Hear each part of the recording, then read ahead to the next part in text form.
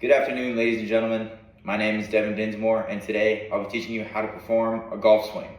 Now, before we get started, you're going to need three things: a golf club, a golf ball, and a place to hit. I'll see you shortly.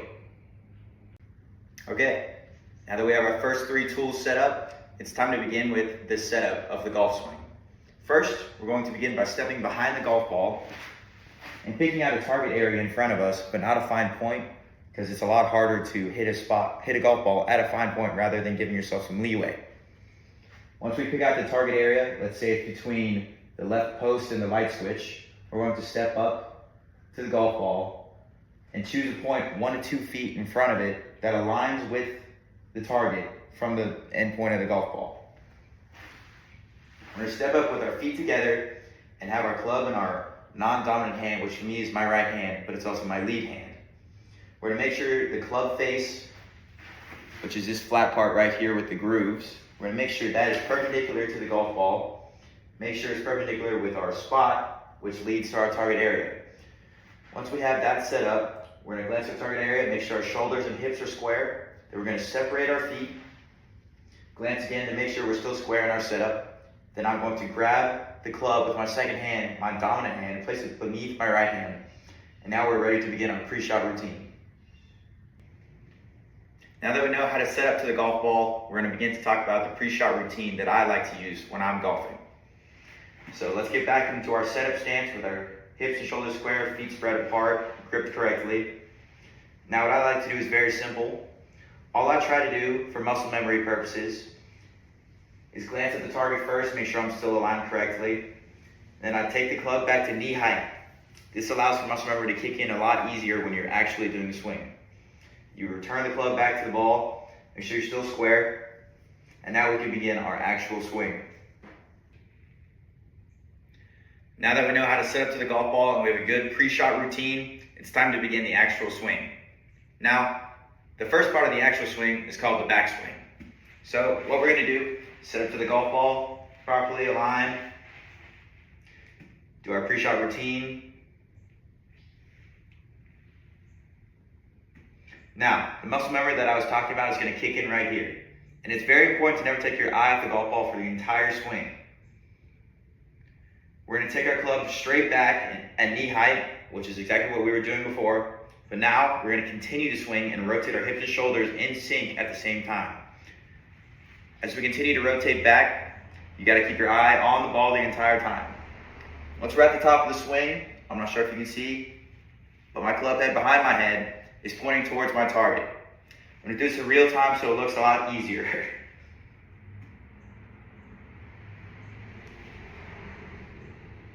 My eyes on the ball, my club face is pointed towards my target. Now we're ready to begin the downswing.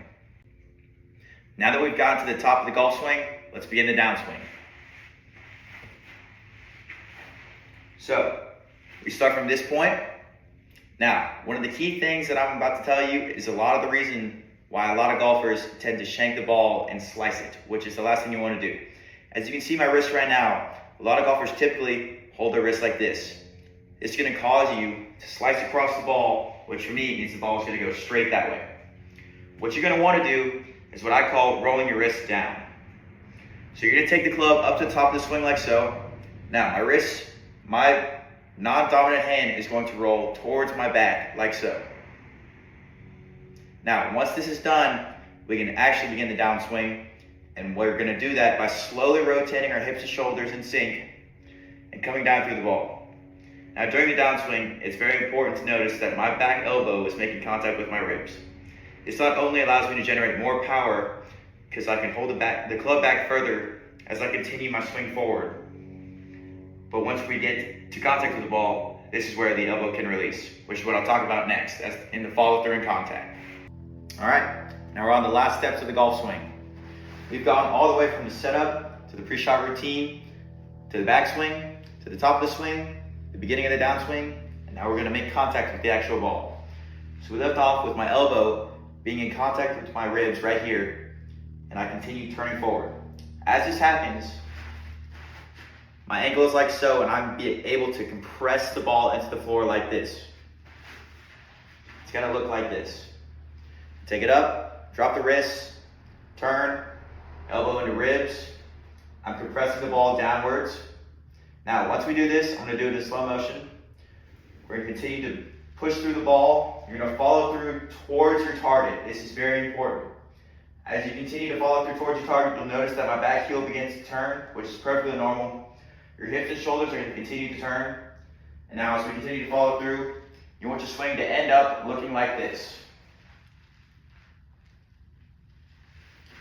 Now that we've done the whole swing, I'm going to walk through my entire setup, pre-shot routine, and I'm going to do a swing in real time just to show you what it looks like.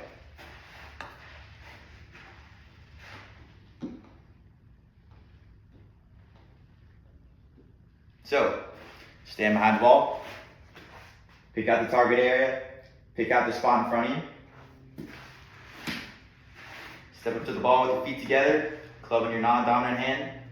Make sure you're perpendicular. Align the club with the spot in front of you. Separate your feet. Shoulders and hips are square. We're set up properly. Pre-shot routine. Club back down. Glance at target. Now begin the actual swing.